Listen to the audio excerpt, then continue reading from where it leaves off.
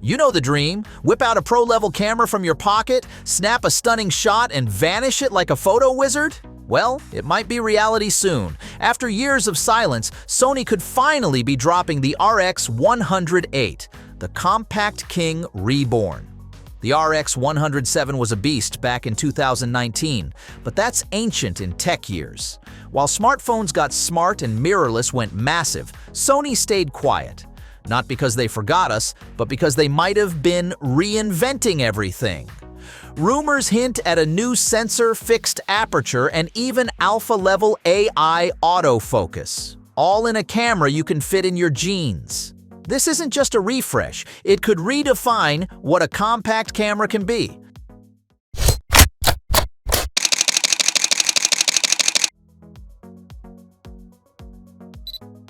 According to the early leaks, the RX100 VIII will likely stick with that familiar 20.1 megapixel 1-inch CMOS sensor. Now, before you groan, here's the twist. It's reportedly getting a completely redesigned sensor structure and Sony's very latest Bions XR processor. This isn't just a swap, it's a transplant, promising up to 2 stops better low-light performance. Imagine cleaner images when the sun goes down, or you're stuck in a dimly lit restaurant without needing a full-frame beast.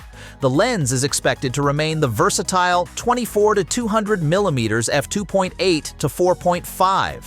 While many secretly wished for a constant aperture throughout the zoom, engineering such a lens would inevitably compromise either the pocketable size or the optical quality, a trade-off Sony seems unwilling to make. That said, the optical design is reportedly improved, promising better corner sharpness and reduced chromatic aberration. So, sharper images, even if the aperture stays the same. This is where things truly get exciting, especially for you hybrid shooters and vloggers out there. The RX100 VIII is rumored to finally offer 4K at 60 frames per second, a massive leap over the 7's 30 frames per second. Even more impressively, we're talking full HD at 240 frames per second for absolutely stunning ultra slow motion footage. Now, add in Sony's renowned active stabilization, a magical combo of optical and electronic wizardry, and you've got yourself gimbal-like smoothness right there in your pocket. Imagine this. You're a travel vlogger exploring the rugged landscapes of Iceland. Your main rig is too bulky to hike with, so you pull the RX100 VIII from your jacket, flip the screen, and capture breathtaking 4K video of a geyser erupting, all with perfect exposure and buttery stabilization effortlessly. That's the promise. Connectivity is finally getting the upgrade we've all wanted. Modern Wi-Fi, Bluetooth, and USB-C with charging make transferring footage easy. No more obscure cables. The ISO range stays at 100 to 12,800, but noise handling is said to be vastly improved, promising cleaner low-light shots for street photographers. Battery life could see a 30% boost thanks to better power management. Overall, it's all about practical upgrades, smoother handling, better video, faster processing, not just flashy specs, but real-world improvements. Despite the exciting leaks, big questions remain. Will Sony bring the improved alpha color science, a built-in ND filter for video, a revamped intuitive menu, and crucially, will it justify the rumored $1,300 price tag, 100 more than the RX100 VII? That puts it in premium territory, but for creators wanting pro-level quality in a truly pocketable body, it could be worth it. A mid-2025 launch is expected, likely tied to a major photo trade show, with a release possibly by Q4 2025. As smartphones continue their relentless march towards dominating casual photography, Sony's commitment to the RX line feels like a bold bet. It's a bet on the enduring value of dedicated image quality and true creative control that even the best smartphone can't fully replicate.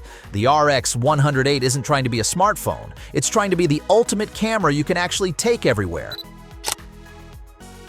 So, will the RX100 VIII reclaim the compact camera crown and prove that there's still a thriving space for a premium, pocketable powerhouse? Or will it arrive too late, a valiant fighter in a world that's already moved on? Let us know what you think in the comments below. All right. Settle in, folks, because we're about to dive into the world of pure, unadulterated camera lust. We're talking about Leica, specifically the mythical, whispered-about Leica Q4. Is it going to be the dream compact or just another overpriced piece of hype? Let's break it down. You know the drill. We're here to cut through the marketing fluff and get to the real meat of camera tech. And today, when we're talking about Leica, there's a lot of meat to chew on. If you're new here and you're tired of those shallow first look videos, hit that subscribe button. We're going deep, and we're not afraid to ask the tough questions.